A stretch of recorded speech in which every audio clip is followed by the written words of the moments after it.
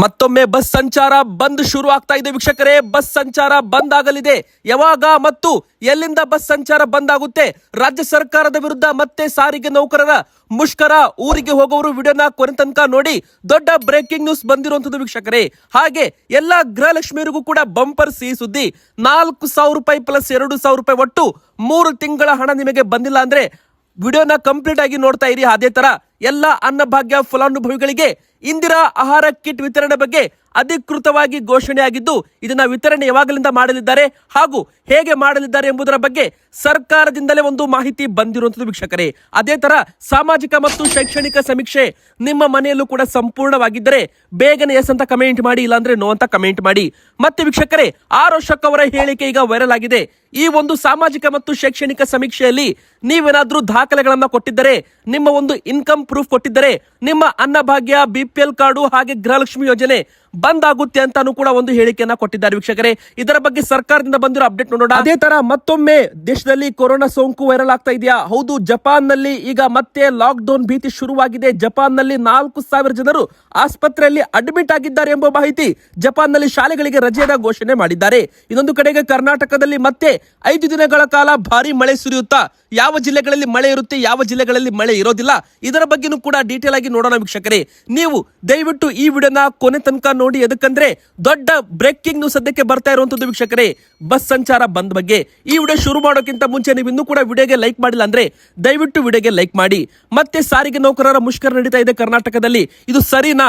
S R no ಎಂಬುದರ ಮೂಲಕ ನೀವು ಕಮೆಂಟ್ ಮಾಡಿ ವೀಕ್ಷಕರೇ. ಹಾಗೆ ನಮ್ಮ ಚಾನೆಲ್ಗೆ ನೀವು ಇನ್ನೂ ಕೂಡ ಸಬ್ಸ್ಕ್ರೈಬ್ ಆಗಿಲ್ಲ ಅಂದ್ರೆ ಬೇಗನೆ ಸಬ್ಸ್ಕ್ರೈಬ್ ಬಟನ್ ಮೇಲೆ ಕ್ಲಿಕ್ ಮಾಡಿ, ಪಕ್ಕದಲ್ಲಿ ಕಾಣುವ ಬೆಲ್ ಐಕಾನ್ ಒತ್ತಿ. ಹೌದು, ಬೇಡಿಕೆಗಳನ್ನ ಈಡೇರಿಸದೆ ಹೋದ್ರೆ ಮತ್ತೆ ಮುಷ್ಕರ ನಡೆಸೋದಾಗಿ ಸಾರಿಗೆ ನೌಕರರು ಸರ್ಕಾರಕ್ಕೆ ಒಂದು ಆಗ್ರಹಿಸಿದ್ದಾರೆ. ಕಳೆದ ಸಲ ಹೈಕೋರ್ಟ್ ಆದೇಶಕ್ಕೆ ಮಣಿದಿದ್ದರು, ಆದ್ರೆ ಈ ಬಾರಿ ಮತ್ತೆ ಮುಷ್ಕರ ನಡೆಯುವುದು ಗ್ಯಾರಂಟಿ ಅಂತ ಹೇಳಲಾಗ್ತಾ ಇದೆ. ಆದ್ರೆ ರಾಜ್ಯ ಸರ್ಕಾರದ ವಿರುದ್ಧ ಸಾರಿಗೆ ನೌಕರರು ಮುಷ್ಕರ ಮಾಡುತ್ತಿರೋದು ಏಕೆ ಅಂತ ನೀವು ಹೇಳೋದಾದ್ರೆ, ಮೊದಲಿಗೆ ಸರ್ಕಾರ ಯಾವುದೇ ರೀತಿ ಮಾತುಕತೆಗೆ ಕರೆದಿಲ್ಲ.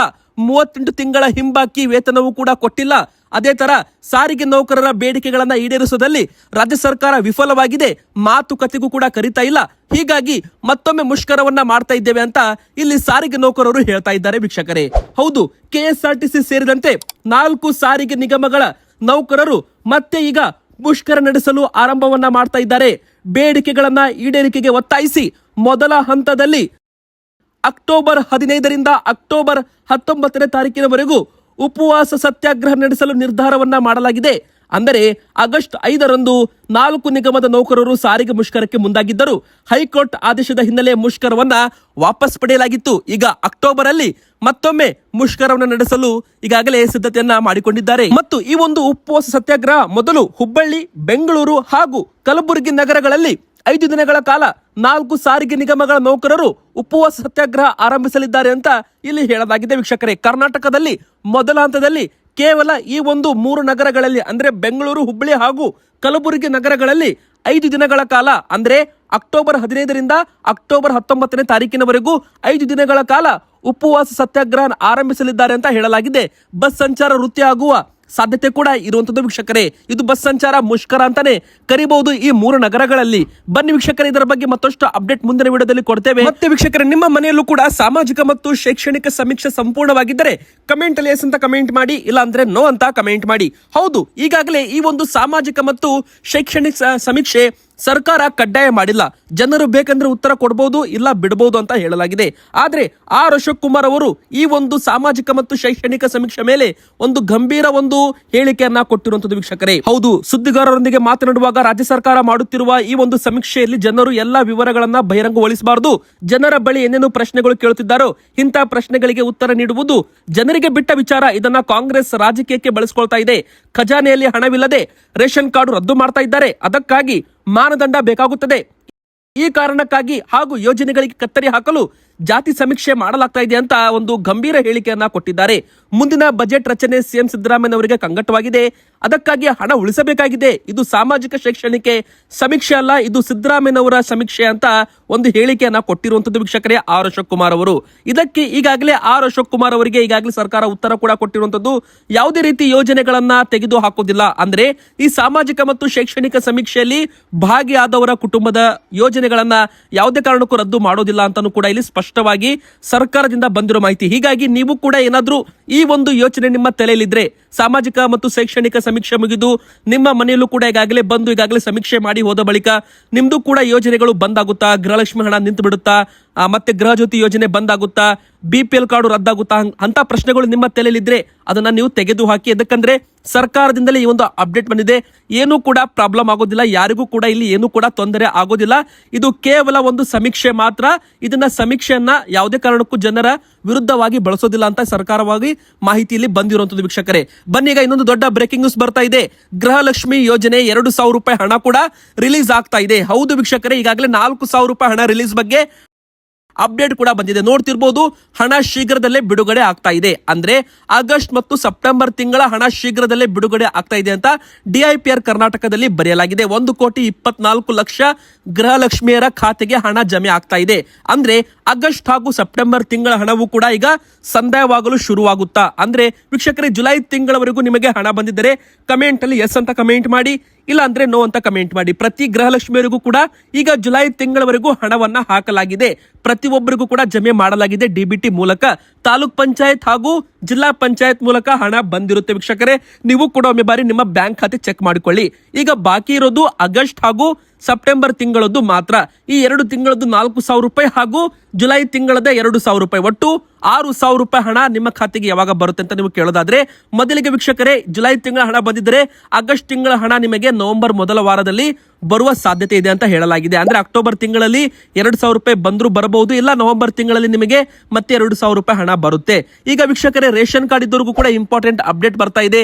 ಎಲ್ಲ BPL ಕಾರ್ಡ್ ಇದ್ದವರಿಗೆ, ಅನ್ನಭಾಗ್ಯ ಯೋಜನೆ ಫಲಾನುಭವಿಗಳಿಗೆ ಇದು ಬಂಪರ್ ಸಿಹಿ ಸುದ್ದಿ ಅಂತಾನೆ ಹೇಳ್ಬಹುದು. ಯಾಕಂದ್ರೆ ಅಧಿಕೃತವಾಗಿ ಕರ್ನಾಟಕ ಕಾಂಗ್ರೆಸ್ ಟ್ವಿಟರ್ ಖಾತೆಯಲ್ಲಿ ಬರೆಯಲಾಗಿದೆ. ಈ ಒಂದು ಅನ್ನಭಾಗ್ಯ ಯೋಜನೆ ಅಡಿಯಲ್ಲಿ ಈಗಾಗಲೇ ಇಂದಿರಾ ಆಹಾರ ಕಿಟ್ ವಿತರಣೆ ಬಗ್ಗೆ ಅಧಿಕೃತವಾಗಿ ಬರೆಯಲಾಗಿದೆ ವೀಕ್ಷಕರೇ. ಹೌದು, ಅನ್ನಭಾಗ್ಯ ಅಕ್ಕಿ ಜೊತೆಗೆ ಇಂದಿರಾ ಕಿಟ್ ಅನ್ನ ವಿತರಣೆಯನ್ನ ಮಾಡಲಾಗ್ತಾ ಇದೆ. ಇದಕ್ಕೆ ಪೌಷ್ಟಿಕ ಅನ್ನಭಾಗ್ಯ ಯೋಜನೆ ಅಂತಾನೂ ಕೂಡ ಕರೆಯಲಾಗಿದೆ. ಇನ್ ಮುಂದೆ ನಮ್ಮ ಕರ್ನಾಟಕದಲ್ಲಿ 10 kg ಅಕ್ಕಿ ಕೊಡೋದಿಲ್ಲ ವೀಕ್ಷಕರೇ. ಪ್ರತಿ ವ್ಯಕ್ತಿಗೆ 10 kg ಅಕ್ಕಿ ಅಂತ ಏನು ಗ್ಯಾರಂಟಿ ಯೋಜನೆ ಇತ್ತು, ಅದನ್ನ ಬದಲಾವಣೆಯನ್ನ ಮಾಡಿ ಇಲ್ಲಿ ಅನ್ನಭಾಗ್ಯ ಜೊತೆಗೆ ಇಂದಿರಾ ಆಹಾರ ಕಿಟ್ ಅನ್ನ ಕೊಡಲಾಗುತ್ತೆ. ಇಂದಿರಾ ಕಿಟ್ ಅನ್ನ ವಿತರಣೆ ಮಾಡಲಾಗುತ್ತೆ ವೀಕ್ಷಕರೇ. ಈಗಾಗಲೇ ನೋಡಬಹುದು ಸ್ಕ್ರೀನ್ ಮೇಲೆ ಕಾಂಗ್ರೆಸ್ ಸರ್ಕಾರದಿಂದ ಬಿಡುಗಡೆ ಮಾಡಿರುವ ಪೋಸ್ಟರ್. ಪೌಷ್ಟಿಕ ಅನ್ನಭಾಗ್ಯ ಯೋಜನೆ, ಅಕ್ಕಿ ಜೊತೆಗೆ ಇಂದಿರಾ ಕಿಟ್ ಅಂತಾನೂ ಕೂಡ ಹೇಳಲಾಗಿದೆ. BPL ಕಾರ್ಡ್ ಹಾಗೂ ಅಂತ್ಯೋದಯ ರೇಷನ್ ಚೀಟಿ ಹೊಂದಿದವರಿಗೆ ಇಂದಿರಾ ಕಿಟ್ ಅನ್ನ ವಿತರಣೆ ಮಾಡಲಾಗುತ್ತೆ. ಇದರಲ್ಲಿ ಒಟ್ಟು 3 ಭಾಗದಲ್ಲಿ ವಿಂಗಡಣೆ ಮಾಡಲಾಗಿದೆ. ಮೊದಲಿಗೆ ಅಕ್ಕಿ 5 kg ಕೊಟ್ಟು 5 kg ಅಕ್ಕಿ ಬದಲಾಗಿ ತೊಗರಿಬೇಳೆ 1 kg, ಹೆಸರು ಕಾಳು 1 kg, ಅಡುಗೆ ಎಣ್ಣೆ 1 ಲೀಟರ್, ಉಪ್ಪು 1 kg ಹಾಗೂ ಸಕ್ಕರೆ 1 kg ವಿತರಣೆಯನ್ನ ಇಲ್ಲಿ ಮಾಡಲಾಗುತ್ತೆ ಅಂತ ಈಗಾಗಲೇ ಹೇಳಲಾಗಿದೆ ವೀಕ್ಷಕರೇ. ಇಲ್ಲಿ ಒಟ್ಟು ಇದನ್ನ 3 ಭಾಗದಲ್ಲಿ ವಿಂಗಡಿಸಲಾಗಿದೆ. ಇದರ ಬಗ್ಗೆ ಬರೆದಿದ್ದಾರೆ. ನಿಮ್ಮ ಒಂದು ರೇಷನ್ ಕಾರ್ಡ್ ಅಲ್ಲಿ 2 ಸದಸ್ಯರು ಅಥವಾ ಒಬ್ಬರು ಇದ್ದರೆ ಇಂಥ ಕುಟುಂಬಕ್ಕೆ ಅರ್ಧ kg ಅಂತೆ 2.5 kg ಕಿಟ್ ಅನ್ನ ವಿತರಣೆ ಮಾಡಲಾಗುತ್ತೆ. 3 ಅಥವಾ 4 ಜನರು ನಿಮ್ಮ ಒಂದು ರೇಷನ್ ಕಾರ್ಡ್ ನಲ್ಲಿ ಇದ್ರೆ ಅಂತ ಕುಟುಂಬಕ್ಕೆ 5 kg ತೂಕದ ಕಿಟ್ ಅನ್ನ ವಿತರಣೆ ಮಾಡಲಾಗುತ್ತೆ. 5ಕ್ಕಿಂತ ಹೆಚ್ಚು ಜನರು ಇರುವ ಕುಟುಂಬಕ್ಕೆ ತಲಾ 1.5 kg ಅಂತೆ ಒಟ್ಟು 7.5 kg ಆಹಾರ ಕಿಟ್ ಅನ್ನ ವಿತರಣೆ ಮಾಡಲಾಗುತ್ತೆ. ಈ ಒಂದು ಆಹಾರ ಕಿಟ್ ನಲ್ಲಿ ಅಕ್ಕಿನೂ ಇರುತ್ತೆ, ಉಪ್ಪು, ಸಕ್ಕರೆ, ಅಡುಗೆ ಎಣ್ಣೆ, ತೊಗರಿಬೇಳೆ ಹಾಗೂ ಹೆಸರು ಕಾಳು ಕೂಡ ಇರಲಿದೆ ಅಂತ ಇಲ್ಲಿ ಹೇಳಲಾಗಿದೆ ವೀಕ್ಷಕರೇ. ಇದರ ಬಗ್ಗೆ ನಿಮ್ಮ ಅನಿಸಿಕೆ ಎನ್ನುವುದನ್ನ ಕಮೆಂಟ್ ಮಾಡಿ ತಿಳಿಸಿ. ಮತ್ತೆ ನಮ್ಮ ಕರ್ನಾಟಕದಲ್ಲಿ ಭಾರಿ ಮಳೆ ಆಗುವ ನಿರೀಕ್ಷೆ ಇದೆ. ಗುಡುಗು ಮಿಂಚು ಸಹಿತ ಮಳೆ ಆಗಲಿದೆ ಅಂತ ಇಲ್ಲಿ ಹವಾಮಾನ ಇಲಾಖೆ ಹೇಳ್ತಾ ಇದೆ ವೀಕ್ಷಕರೇ. ಒಟ್ಟು 16ನೇ ತಾರೀಕಿನವರೆಗೂ ಮಳೆ ಆಗಲಿದೆ ವೀಕ್ಷಕರೇ. ನಿಮ್ಮ ಊರಲ್ಲೂ ಕೂಡ ಮಳೆ ಬರ್ತಾ ಇದ್ರೆ ಎಸ್ ಅಂತ ಕಮೆಂಟ್ ಮಾಡಿ, ಬರ್ತಾ ಇಲ್ಲ ಅಂದ್ರೆ ನೋ ಅಂತ ಕಮೆಂಟ್ ಮಾಡಿ. ನಮ್ಮ ರಾಜ್ಯದಲ್ಲಿ ಹಲವೆಡೆ ಸುರಿಯುತ್ತಿದ್ದ ಮಳೆ ಕ್ಷೀಣವಾಗಲಿದೆ. ಚಿಕ್ಕಬಳ್ಳಾಪುರ, ಕೋಲಾರದಲ್ಲಿ 2 ದಿನ ಮತ್ತು ಹಾಸನ, ಕೊಡಗು, ಮೈಸೂರಿನಲ್ಲಿ 16ನೇ ತಾರೀಕಿನವರೆಗೂ ಗುಡುಗು ಸಹಿತ ಭಾರಿ ಮಳೆ ಆಗುವುದರಿಂದ ಹವಾಮಾನ ಇಲಾಖೆ ಈ ಜಿಲ್ಲೆಗಳಿಗೆ ಯೆಲ್ಲೋ ಅಲರ್ಟ್ ಘೋಷಣೆ ಮಾಡಿದೆ. ಅಂದ್ರೆ ಹಾಸನ, ಕೊಡಗು, ಮೈಸೂರು, ರಾಮನಗರದಲ್ಲಿ ಗುಡುಗು ಸಹಿತ ಮಳೆ ಆಗುವ ಸಾಧ್ಯತೆ ಇರುವಂತದ್ದು. ಇನ್ನೊಂದು ಕಡೆಗೆ ಉಡುಪಿ ಮತ್ತು ದಕ್ಷಿಣ ಒಳನಾಡಿನ ಜಿಲ್ಲೆಗಳಲ್ಲಿ 5 ದಿನ ಸಾಧಾರಣ ಮಳೆ ಆಗಲಿದೆ. ಅಂದರೆ ಇಲ್ಲಿ ಕರಾವಳಿ ಪ್ರದೇಶಗಳಲ್ಲಿ ಮತ್ತೆ ಮಂಗಳೂರು, ಉಡುಪಿ, ಉತ್ತರ ಕನ್ನಡ, ಕೊಡಗು ಮತ್ತೆ ಬೆಂಗಳೂರು, ಮೈಸೂರು, ಮಂಡ್ಯ, ತುಮಕೂರು, ಹಾವೇರಿ ಈ ಭಾಗದಲ್ಲೂ ಕೂಡ ಸಾಧಾರಣ ಮಳೆ ಆಗಲಿದೆ ಅಂತ ಹೇಳಲಾಗಿದೆ. ಉತ್ತರ ಕರ್ನಾಟಕದ ಜಿಲ್ಲೆಗಳಲ್ಲಿ ಒಣ ಹವೆ ಮುಂದುವರಿಯಲಿದೆ. ಅಂದ್ರೆ ಉತ್ತರ ಕರ್ನಾಟಕದ ಭಾಗದಲ್ಲಿ ಮಳೆ ಪ್ರಮಾಣ ಕಡಿಮೆ ಆಗಲಿದೆ ಅಂತ ಹೇಳಲಾಗಿದೆ. ಆದ್ರೆ ದಕ್ಷಿಣ ಕರ್ನಾಟಕದ ಎಲ್ಲಾ ಜಿಲ್ಲೆಗಳಲ್ಲೂ ಕೂಡ 16ನೇ ತಾರೀಕಿನವರೆಗೂ ಮಳೆ ಪ್ರಮಾಣದಲ್ಲಿ ಸ್ವಲ್ಪ ಕಡಿಮೆ ಆಗಲಿದೆ ಅಂತಾನು ಕೂಡ ಇಲ್ಲಿ ಹವಾಮಾನ ಇಲಾಖೆ ಹೇಳಿರುವಂತದ್ದು. ಅಂದ್ರೆ ಮಳೆಯನ್ನು ತತ್ತರಿಸಿದ ರೈತರಿಗೆ, ಜನರಿಗೆ ಇದು ಒಂದು ಗುಡ್ ನ್ಯೂಸ್ ಅಂತಾನೆ ಹೇಳ್ಬಹುದು. ಮತ್ತೆ ವೀಕ್ಷಕರೇ, ಈಗ ಜಪಾನ್ನಲ್ಲಿ ಮತ್ತೆ ವ್ಯಾಪಕ ಜ್ವರ, ಕೊರೋನಾ ಮಾದರಿಯ ಆತಂಕ ಶುರುವಾಗಿದೆ. ಹೌದು, ಜಪಾನ್ನಲ್ಲಿ ತುಂಬಾ ಜನರಿಗೆ ಜ್ವರ ಕಾಣಿಸಿಕೊಳ್ತಾ ಇದ್ದು, ಜಪಾನ್ನಲ್ಲಿ ಸಾಂಕ್ರಾಮಿಕತೆಯಿಂದ ಅಲ್ಲಿ ಜಪಾನ್ ಸರ್ಕಾರ ಘೋಷಣೆ ಮಾಡಿದೆ. ಒಟ್ಟು 5,000ಕ್ಕೂ ಅಧಿಕ ಜನರು ಆಸ್ಪತ್ರೆಗಳಿಗೆ ದಾಖಲಾಗಿದ್ದಾರೆ ಅಂತ ಹೇಳಲಾಗಿದ್ದು, ಕೆಲವು ಶಾಲೆಗಳನ್ನ ಬಂದ್ ಕೂಡ ಮಾಡಲಾಗ್ತಾ ಇದೆ. ಇದು ಒಂದು ಋತುಮಾನದ ವ್ಯಾಧಿ ಅಂತ ತಜ್ಞರು ಅಭಿಪ್ರಾಯಪಟ್ಟಿದ್ದಾರೆ. ಆದ್ರೆ ಕೋವಿಡ್ ನಂತ ಇನ್ನೊಂದು ಸಾಂಕ್ರಾಮಿಕತೆಯನ್ನ ಎದುರಿಸಲು ಸಜ್ಜಾಗಿರುವಂತೆ ಭಾರತಕ್ಕೆ ಅದು ಎಚ್ಚರಿಕೆ ಗಂಟೆ ಕೂಡ ಆಗಿದೆ ಅಂತ ಹೇಳಲಾಗಿದೆ. ಜ್ವರದ ಪ್ರಕರಣಗಳು ಹಠಾತ್ತನೆ ಏರಿಕೆ ಆಗ್ತಾ ಇದ್ದು, ಜಪಾನ್ ದೇಶದ ಆರೋಗ್ಯ ವ್ಯವಸ್ಥೆ ಮೇಲೆ ಒತ್ತಡ ಹೆಚ್ಚಾಗಿದೆ ಅಂತಾನೂ ಕೂಡ ಹೇಳಲಾಗಿದ್ದು, ಅಲ್ಲಿ ವಾಡಿಕೆಗಿಂತಲೂ ಕೂಡ ಹೆಚ್ಚು ಜ್ವರ ಹಾವಳಿ ಶುರುವಾಗಿದೆ. ಹೀಗಾಗಿ ಜಪಾನ್ನಲ್ಲಿ ಮುಂಜಾಗೃತಾ ಕ್ರಮವಾಗಿ ಶಾಲೆಗಳಿಗೆ ರಜೆಯನ್ನ ಕೊಡಲಾಗಿದೆ. ಒಂದು ರೀತಿ ಇದನ್ನ ಫ್ಲೂ ಅಂತಾನೂ ಕೂಡ ಕರಿತಾ ಇದ್ದಾರೆ. ಅಂದ್ರೆ ಇಲ್ಲಿ ಯಾವ ತರ ಇನ್ಫ್ಲುಯೆನ್ಸಾ ಫ್ಲೂ ಅಂತ ನಾವು ಕರಿತೀವಲ್ಲ, ಅದೇ ತರ ಜಪಾನ್ನಲ್ಲೂ ಕೂಡ ವೈರಲ್ ಸೋಂಕು ಹೆಚ್ಚಾಗಿದೆಯಾ ಅಥವಾ ಕೊರೋನಾ ಮಾದರಿಯ ತಳಿಯ ಎಂಬುವ ಒಂದು ಪತ್ತೆಯನ್ನ ವೈದ್ಯರು ಮಾಡ್ತಾ ಇದ್ದಾರೆ ಅಂತ ಹೇಳಲಾಗಿದೆ ವೀಕ್ಷಕರೇ. ಆದ್ರೆ ಅದಕ್ಕಿಂತ ಮುಂಚೆ ಒಂದು ಬೆಚ್ಚಿ ಬೀಳಿಸುವ ಸುದ್ದಿ.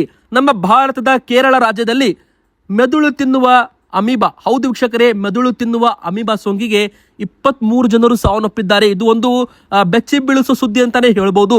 ಅಂದ್ರೆ ಕೇರಳದಲ್ಲಿ ತಿರುವನಂತಪುರಂನಲ್ಲಿ ಮೆದುಳು ತಿನ್ನುವ ಅಮೀಬಾ ಸೋಂಕು ದಿನೇ ದಿನೇ ಹೆಚ್ಚಾಗ್ತಾ ಇದೆ ಅಂತೆ. ಈವರೆಗೂ 104 ಜನರಲ್ಲಿ ಸೋಂಕು ಪತ್ತೆಯಾಗಿದ್ರೆ ಇದರಲ್ಲಿ 23 ಜನರು ಮೃತಪಟ್ಟಿದ್ದಾರೆ ಅಂತ ಆರೋಗ್ಯ ಸಚಿವೆ ವೀಣಾ ಜಾರ್ಜ್ ಅವರು ಭಾನುವಾರ ಮಾಹಿತಿಯನ್ನ ಕೊಟ್ಟಿದ್ದಾರೆ. ಕೊಲ್ಲಂ ಮತ್ತು ತಿರುವನಂತಪುರಂ ಜಿಲ್ಲೆಗಳಲ್ಲಿ ಅತಿ ಹೆಚ್ಚು ಮಿದುಳು ಜ್ವರದ ಪ್ರಕರಣಗಳು ದಾಖಲಾಗಿವೆ. ಕಲ್ಲಿಕೋಟೆ, ಮಲಪುರಂನಲ್ಲೂ ಕೂಡ ಪ್ರಕರಣಗಳು ಏರಿಕೆ ಆಗ್ತಾ ಇರುವಂತೆ. ಅಂದ್ರೆ ಇದು ಭಾರತದಲ್ಲೇ ಅಮೀಬಾ ಸೋಂಕು ಕೇರಳದಲ್ಲಿ ಅತಿ ಹೆಚ್ಚು ಕಂಡು ಬರ್ತಾ ಇರೋದು ಶಾಕಿಂಗ್ ಸುದ್ದಿ. ಕರ್ನಾಟಕದ ನೆರೆ ರಾಜ್ಯವಾದ ಕೇರಳ ಈ ಅಮೀಬಾ ಸೋಂಕು ಪತ್ತೆಯಾಗಿದೆ. ವೀಕ್ಷಕರೇ, ಇವತ್ತಿಗೆ ಇಷ್ಟ ಆಗಿತ್ತು. ವಿಡಿಯೋ ಇಷ್ಟ ಆದ್ರೆ ವಿಡಿಯೋಗೆ ಲೈಕ್ ಮಾಡಿ, ಇದರ ಬಗ್ಗೆ ನಿಮ್ಮ ಮನಸ್ಸಿಗೆ ಕಮೆಂಟ್ ಮಾಡಿ. ನಮ್ಮ ಚಾನಲ್ಗೆ ನೀವು ಸಬ್ಸ್ಕ್ರೈಬ್ ಆಗಿಲ್ಲ ಅಂದ್ರೆ ಬೇಗನೆ ಸಬ್ಸ್ಕ್ರೈಬ್ ಬಟನ್ ಮೇಲೆ ಕ್ಲಿಕ್ ಮಾಡಿ.